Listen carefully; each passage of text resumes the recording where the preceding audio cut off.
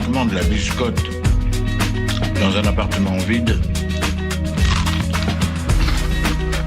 c'est un côté rassurant.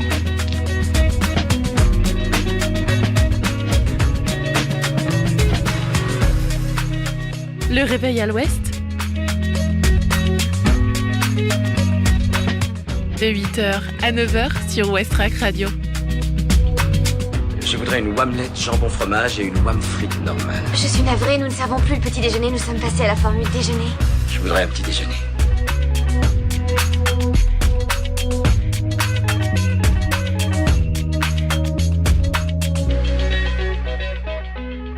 Bonjour à tous.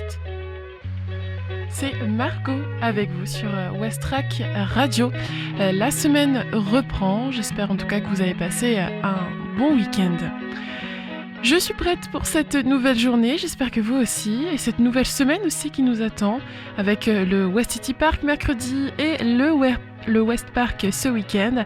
Ça va être une semaine incroyable. En tout cas, nous, on va partager cette énergie durant cette heure. Bienvenue dans Le Réveil à l'Ouest, votre matinale quotidienne.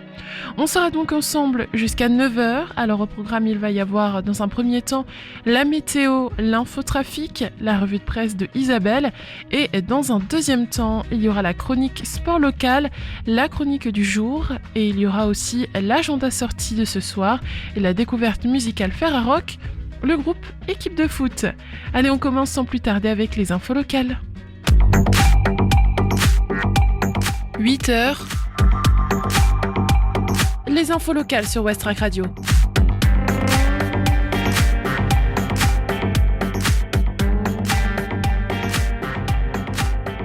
Au Havre, le Normandie rouvre ses portes après 35 ans d'absence avec une comédie musicale originale. Le théâtre dont la façade art déco est bien connue des Havrais rouvre ses portes le week-end du 28 au 30 novembre 2025. Au programme, une comédie musicale spécialement écrite pour l'occasion, retraçant l'histoire du Normandie. Et pour retrouver le public, le propriétaire Jesse Spaija et son équipe ont décidé de frapper un grand coup. Le maître des lieux a écrit une comédie musicale intitulée « Il était une fois le Normandie ». Le spectacle retracera l'histoire du théâtre, de sa fondation par Berthe Chaumeton en 1934 jusqu'à sa réouverture en 2025, en passant par les années 80 et 90. La liste des artistes d'envergure nationale qui s'y sont produits est impressionnante. Léo Ferré, Gilbert Bécaud, mais aussi Motorhead, ou encore des humoristes comme Les Inconnus, se sont succédés sur la scène du Normandie. Un projet pour le moins ambitieux dont l'idée a germé sur la scène du Normandie, dont l'idée a germé dans l'esprit de son créateur à la suite de sa rencontre avec Chloé Brindos, arrière-petite-fille de la fondatrice du théâtre. Le résultat promet d'être à la hauteur de l'événement. Tous les artistes ont un CV impressionnant, assure la metteuse en scène. On y verra des artistes locaux, mais aussi des gens qui viennent du Moulin Rouge ou de l'Opéra de Lyon. Les places pour les 3 représentations de la comédie musicale Il était une fois le Normandie sont en vente sur le site du théâtre.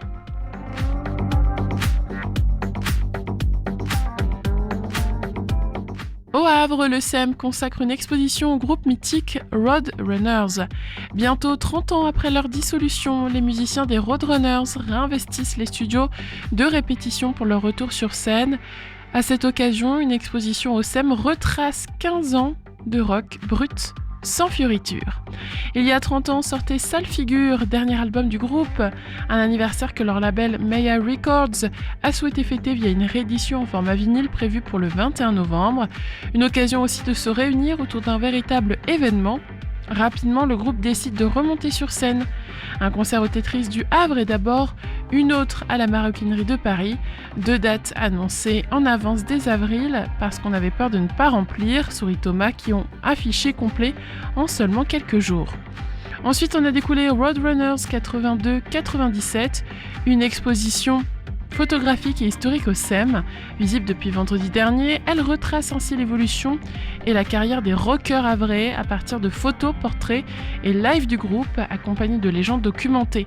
Un petit bout d'histoire du rock et du Havre à découvrir jusqu'au 20 décembre. Entrée libre.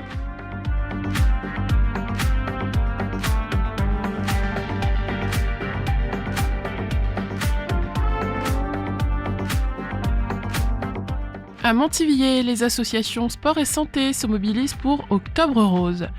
Comme chaque année, le mois d'octobre est l'occasion d'informer et de sensibiliser le public sur le cancer du sein et les cancers touchant les femmes. À Montivilliers, les associations de sport et de santé viendront à la rencontre de la population toute la matinée, samedi 18 octobre 2025. Cela commencera par une marche du ruban rose à 9h15 proposée par l'association CLCV, Consommation, Logement et Cadre de Vie, au départ de la mairie. L'association Planète Patient sera présente pour présenter ses actions en faveur de l'éducation thérapeutique dans le contexte spécifique du cancer du sein. Les bénévoles Capac Sport et Nico viendront promouvoir les activités sportives pour les personnes atteintes du cancer ou d'une maladie chronique. Enfin, l'association Femmes-Enfants Maman sera également représentée aux côtés de Oddworld Fitness et des équipes de l'assurance maladie de la communauté urbaine Le Havre-Seine Métropole. Tous proposeront aux visiteurs des informations sur le dépistage du cancer du sein, la prévention et le soutien apporté aux malades.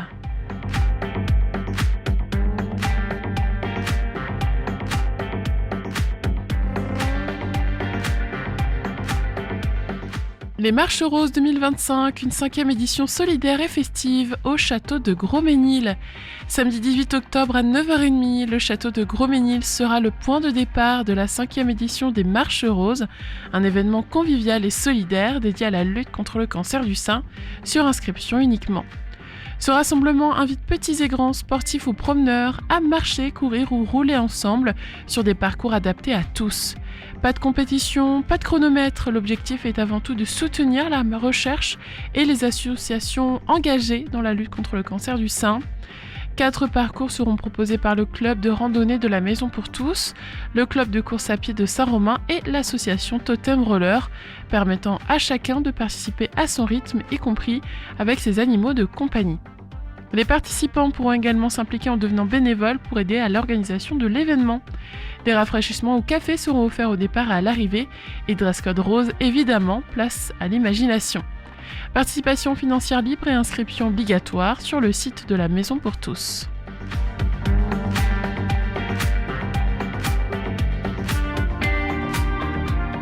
À Manéglise, près du Havre, un cabinet paramédical va voir le jour d'ici la fin d'année 2025.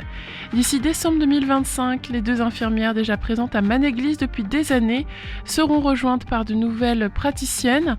Un cabinet paramédical s'installe dans des locaux rénovés par la municipalité sur la place du village. Afin de pouvoir accueillir toutes les praticiennes dans les meilleures conditions possibles, la municipalité a engagé des travaux importants de rénovation du cabinet actuel et récupéré le local attenant, occupé précédemment par un cabinet d'esthétique. Les 75 mètres carrés rénovés, la façade restructurée et rajeunie des 2 locaux regroupés accueilleront les premiers patients dès la fin décembre. Les praticiennes se partageront les futurs locaux. Ainsi, Cyrielle Mayer, kinésiologue, praticienne en libération émotionnelle, sera présente le vendredi. Amélie Dumont, accompagnante parentale et périnatale le lundi. Charlène Sautreau, ostéopathe du lundi au vendredi sauf le jeudi. Amandine Barbas, sophrologue hypnothérapeute, le jeudi et le samedi. Et Marilène Desanneaux, psychologue énergéticienne, le mercredi.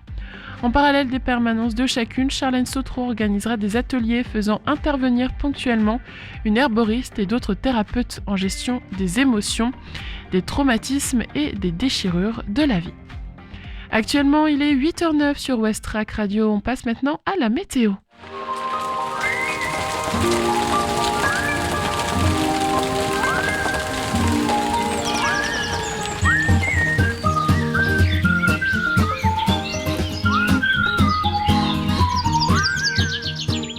Ce matin, au Havre, le ciel sera dégagé avec du soleil dès la matinée.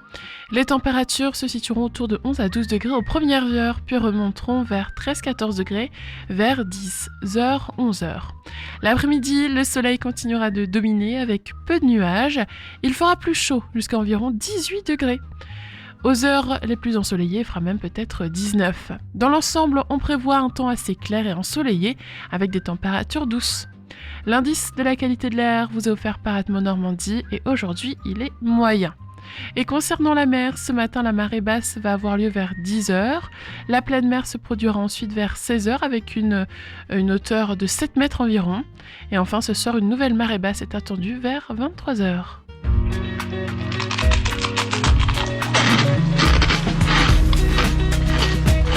Je trouve que le craquement de la biscotte dans un appartement vide, c'est un côté rassurant. Après les infos et la météo, on va se réveiller en musique sur Westrack Radio. Et pour ça, voici 2 nouveautés dans la playlist. Beowafen Obiri de Star Feminine Band et Selve avec Rapture. Bon début de journée tout le monde, il est 8h10, presque 11.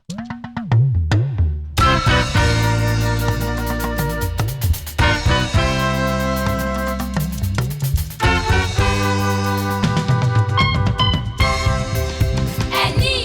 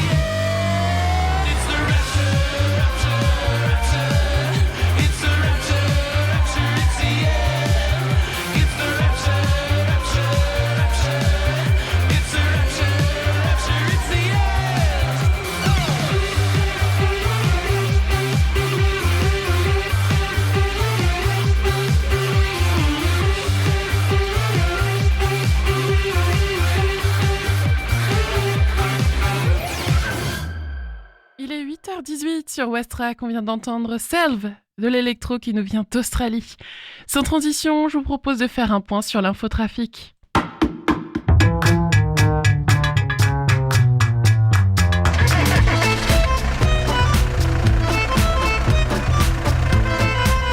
Alors à Civita, ça bouchonne aussi? Ah, j'en sais rien. Ce matin, j'ai parlé à mon père qui est à Caserta. Il paraît que là-bas, ça roulait pas vite, mais que c'était fluide.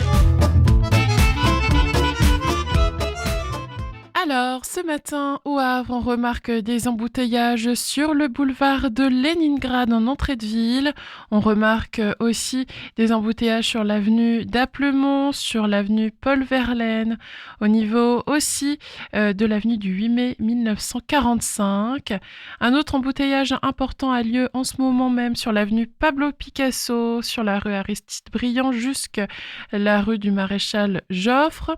Et ensuite, quand on est près du Bassa-Vauban, il y a des ralentissements au niveau de la Cour de la République, sur le boulevard de Strasbourg et sur la rue du 129e Régiment. Donc voilà, ça bouchonne un peu partout ce matin, soyez bien prudents. On remarque aussi des ralentissements au niveau de la rue Georges Laforie jusqu'à l'espace Coty, donc en redescendant par la rue d'Ingouville. Et près de la mer aussi, ça ne manque pas, hein. Embouteillage au niveau de la rue Louis-Philippe et aussi au niveau de la rue Guillemard. Quand on remonte un petit peu vers Sainte-Adresse, il y a un embouteillage aussi au niveau de la rue Albert Dubosc.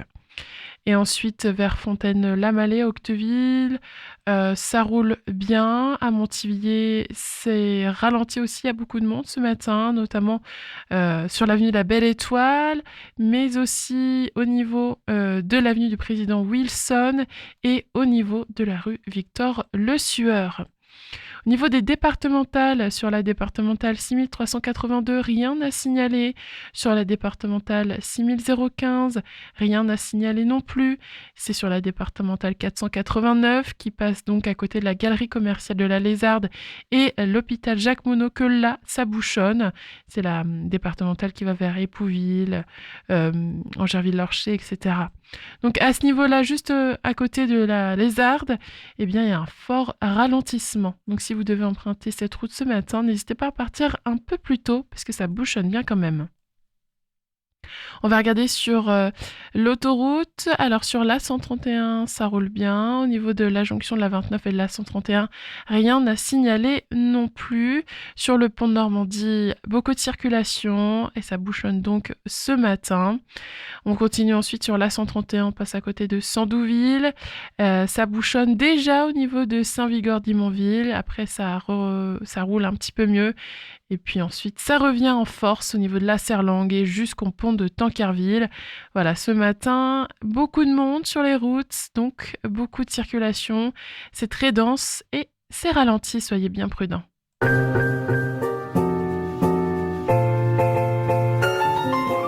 8h21, c'est maintenant l'heure de la revue de presse avec Isabelle. Bonjour.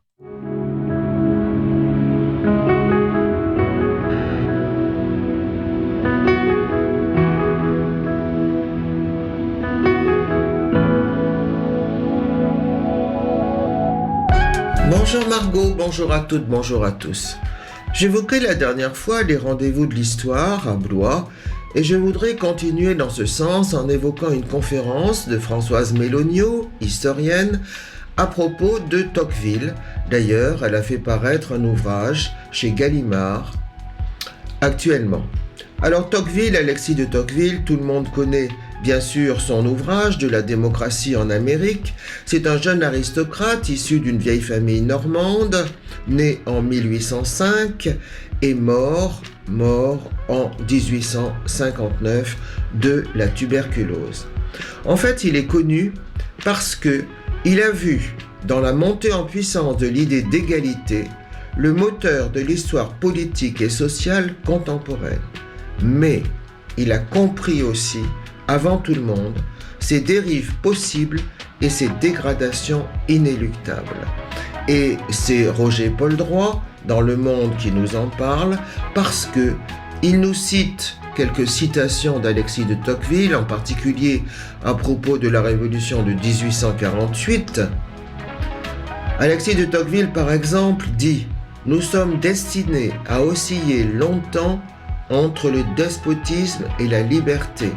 Et il dit aussi vaincre la démagogie par la démocratie. La démocratie, parlons-en, et c'est avec l'historien Pascal Horry que nous pouvons approfondir la question parce qu'elle n'est pas simple. En fait, on s'aperçoit que notre roman national, c'est-à-dire notre histoire de France, repose sur deux mythes. Le mythe de la liberté et le mythe de la révolution. Effectivement, Pascal Horry montre que l'apport de la France à l'histoire du monde n'est pas du tout dans la démocratie. Parce que, depuis l'accession au pouvoir de Napoléon Bonaparte, en passant par le boulangisme et puis le régime de Vichy, bref, nous arrivons en fait dans une sorte de démocratie autoritaire. La France a prouvé au regard du monde, puisque la définition de la démocratie est la souveraineté du peuple, la liberté ne figure pas ipso facto dans le modèle standard. La fameuse identité française sur la longue durée de plusieurs siècles tient dans la conjonction de deux figures d'autorité, la monarchie et l'Église catholique. Et les conséquences sont l'unitarisme et le centralisme français. Même illusion, celle de la Révolution. Je dis illusion, Pascal Horry dit bien quand même qu'un mythe n'est pas une mystification. C'est un récit doublement collectif, dans son élaboration comme dans sa diffusion. C'est-à-dire, il a pour fonction de donner un sens au destin de la collectivité en question. Alors la Révolution, n'oublions pas qu'on ne l'a pas inventée. Il y a eu d'abord la Révolution néerlandaise, ensuite l'anglaise, ensuite l'américaine. Nous sommes au 4e rang. Et, évidemment, notre particularité, c'est que la Révolution française est née en terre catholique et elle s'est d'emblée heurtée à la condamnation du Saint-Siège. C'est-à-dire qu'un fossé profond s'est creusé entre tradition catholique et tradition révolutionnaire. Et c'est de cette rupture que naît un concept et un programme complètement inédit, la laïcité. D'ailleurs, on sait que la traduction en langue étrangère de ce mot est très compliquée. Alors, le choix laïque entraîne une série de conséquences, dit l'historien. Par exemple, la sensibilité anticléricale, les valeurs de substitution aux systèmes cléricaux, par exemple la figure de l'intellectuel, qui est très importante en France, ou bien la focalisation des républicains français sur l'enseignement public. De même, la place occupée par les politiques culturelles ou les enjeux du patrimoine, mais aussi, bien sûr, la date tardive du droit de vote féminin. Pourquoi ? Parce que ce nouvel électorat faisait peur aux républicains, parce qu'il était, a priori, supposé, soumis à l'influence du curé. En fait, actuellement, on vivrait deux crises. Une crise de la grandeur, dit Pascal Horry, et une crise de la valeur. Crise de la valeur, c'est par exemple qu'on remet en cause peut-être l'État-providence, certains en tout cas le critiquent, et aussi, bien sûr, l'école, le modèle de l'école libératrice, lui aussi, est très attaqué. En fait, on ajoute à ceci un dérèglement institutionnel. On connaît effectivement actuellement une instabilité gouvernementale et une perturbation présidentielle. C'est bien l'histoire, non ? Au revoir, bonne semaine.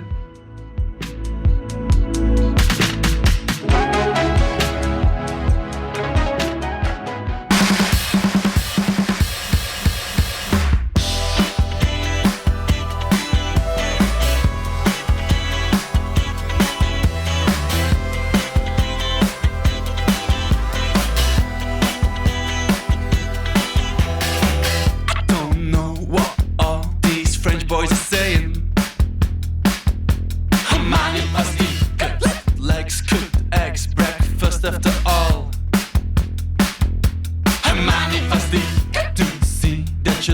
looking around. I need you to be around. I do feel manifesting. You know what I'm talking about. French grapes have a different sound. I do feel manifesting. Chouette, c'est trop cool que tu vas boire une boisson.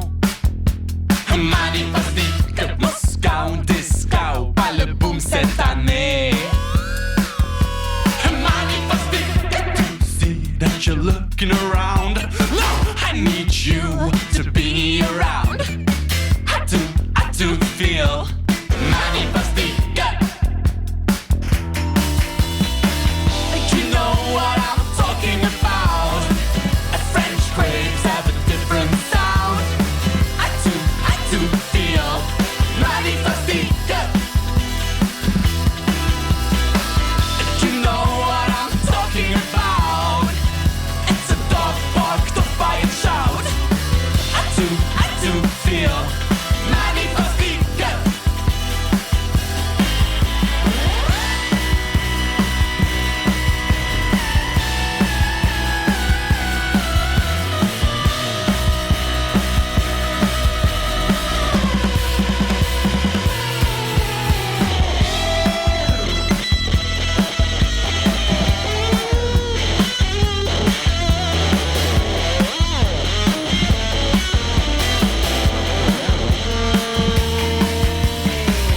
You know what I'm talking about. French grapes have a different sound. I do feel manifesting. You know what I'm talking about. It's a dark box, the fight shout. I do feel manifesting.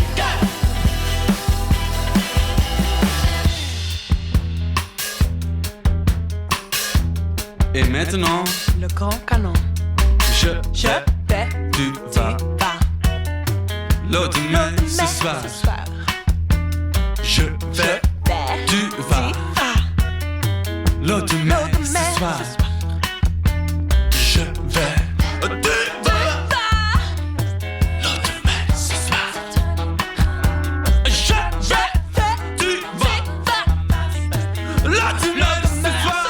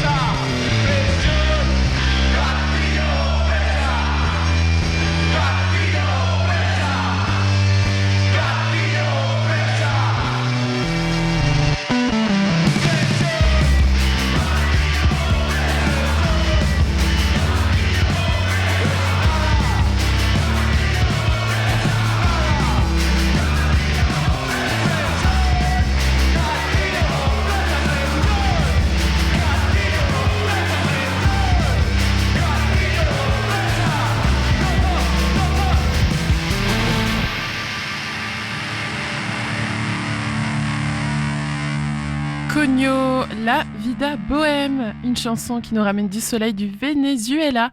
8h35, place désormais à votre chronique quotidienne. C'est le réveil à l'ouest.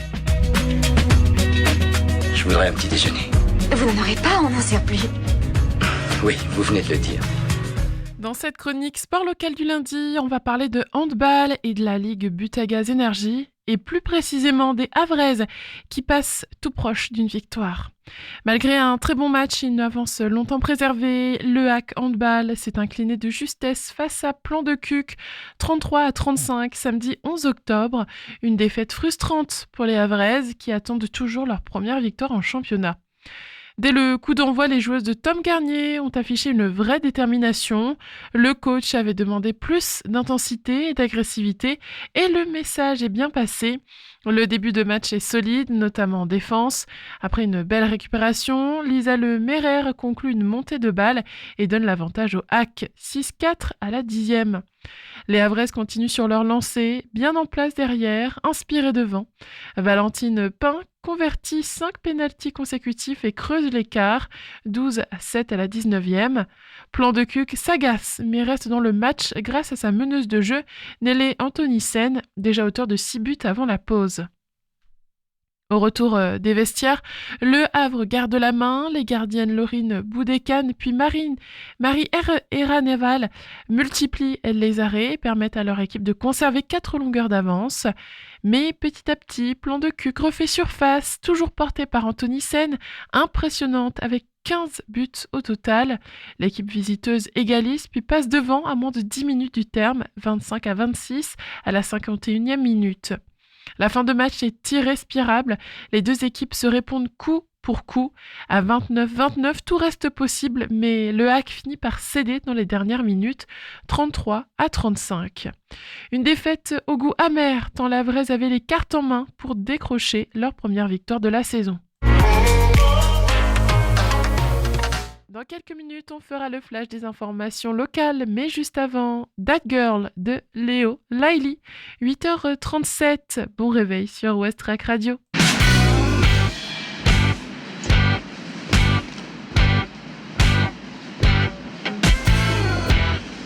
You can really fall in love when you know everything about someone. The way he's gonna pour out his hair, which shirt he's gonna wear that day. Knowing the exact story he'd tell in a given situation. Sure, that's when I know I'm really in love. It was maybe some time ago when I met that girl, and oh, how she hit me so.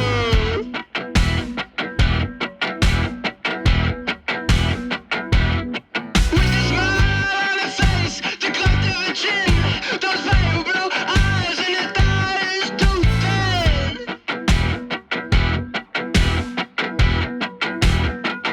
And Miss Grimmie,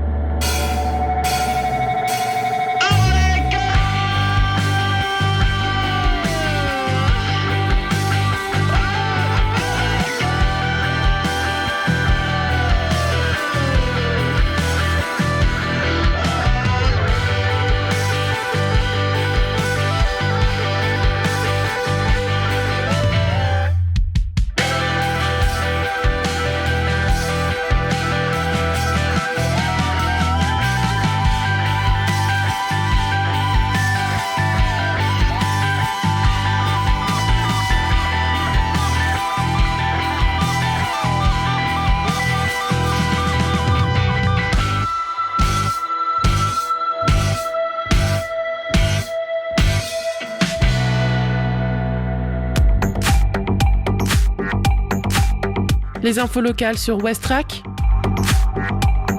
Le Flash.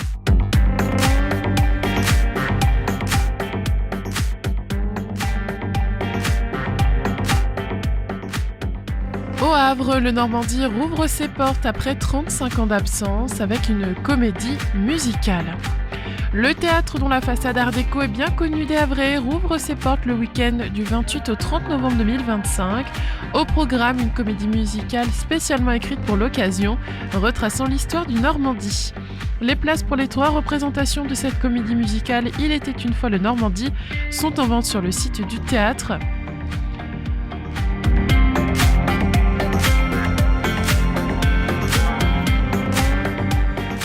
Au Havre, le SEM consacre une exposition au groupe mythique Roadrunners.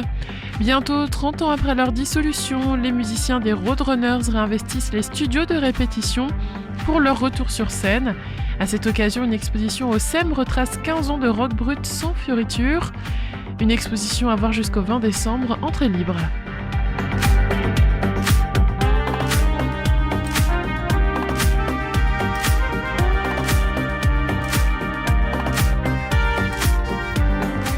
À Montivilliers, les associations sport et santé se mobilisent pour Octobre Rose.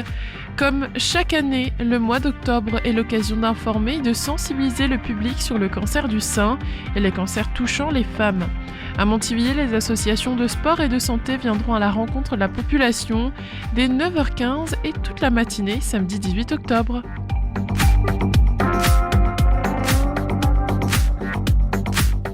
Les Marches Roses 2025, une 5e édition solidaire et festive au château de Grosmesnil. Samedi 18 octobre à 9h30, le château de Grosmesnil sera le point de départ de la 5e édition des Marches Roses, un événement convivial et solidaire dédié à la lutte contre le cancer du sein. Participation financière libre et inscription obligatoire sur le site de la Maison pour tous. Dress code rose évidemment, place à l'imagination.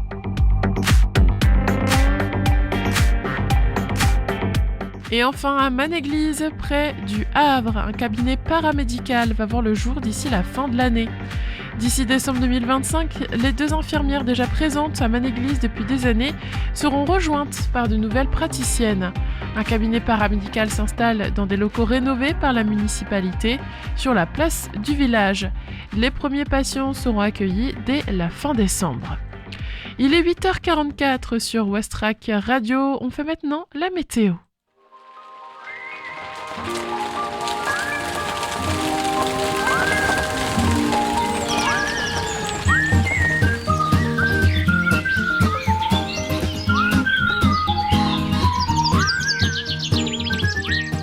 Ce matin, au Havre, le ciel s'annonce bien dégagé avec un soleil présent dès les premières heures.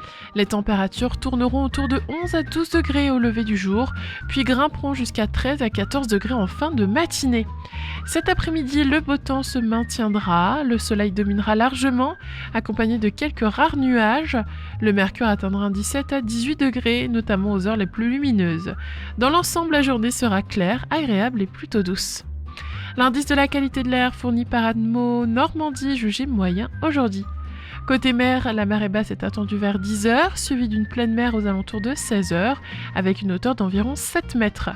Enfin, une nouvelle marée basse interviendra vers 23h ce soir.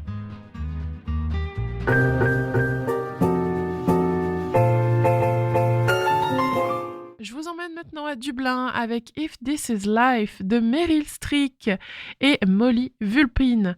On se retrouve juste après pour faire l'agenda sortie. Il est 8h45 et belle matinée. I wanna own a gaff for the sea. I don't wanna see if dreams can be made.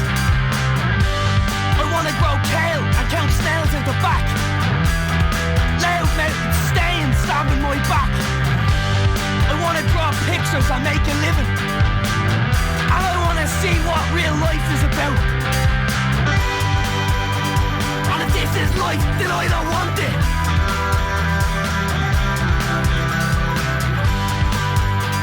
And if this is life, then I don't want it. Yeah! And needless to say, I do feel blessed with what I've got. I shed out the back and that says a lot.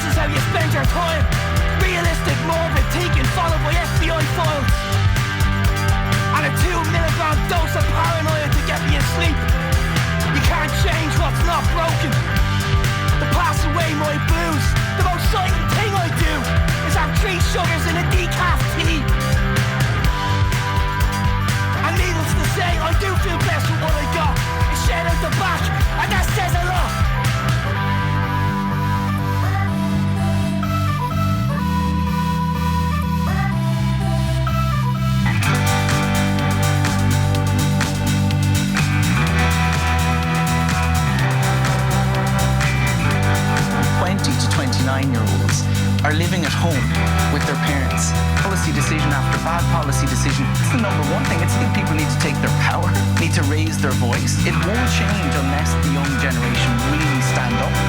I want to live a life over 50, like so many around me fail to do.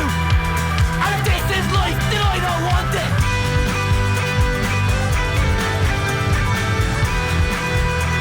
And if this is life, then I don't want it.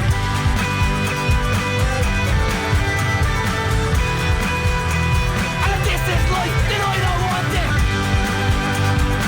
I don't want it. Loud stains stabbing my back. Realistic morbid thinking followed by FBI files.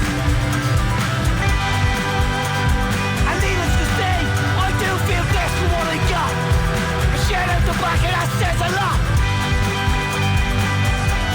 And if this is life, then I don't want it. Ah!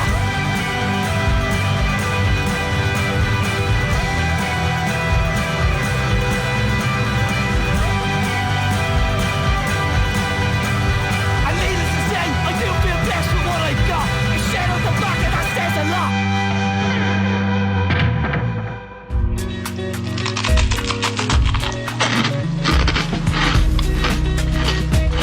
Je trouve que le craquement de la biscotte dans un appartement vide, c'est un côté rassurant. Aujourd'hui, rendez-vous à 17h30 à la librairie La Galerne pour la rencontre signature avec Charlie Dalin. Navigateur et skipper professionnel né au Havre, Charlie Dalin a terminé 5 fois de suite sur le podium de la solitaire du Figaro. Il a remporté nombre de transats. Vainqueur du Vendée Globe 2024-2025 après 64 jours et 19 heures de course, il a battu de 10 jours le record réalisé par Armel Lecléac en 2017. Dans son livre très personnel, La force du festin, il nous plonge à ses côtés au cœur de la course, n'occultant aucune des difficultés de ce tour du monde extrême surnommé l'Everest des mers. Réservez votre place assise en utilisant le lien disponible sur la page Facebook de La Galerne.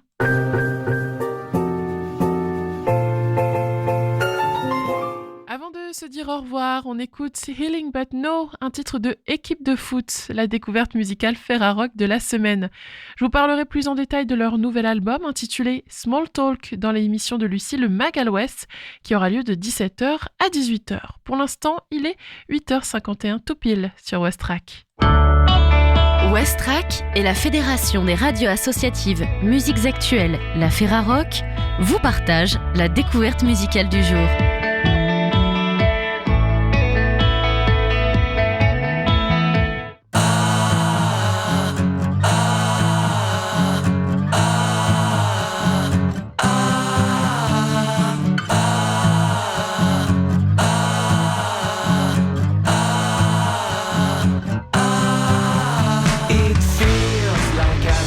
Something, why this should be easy. In one day I will be older.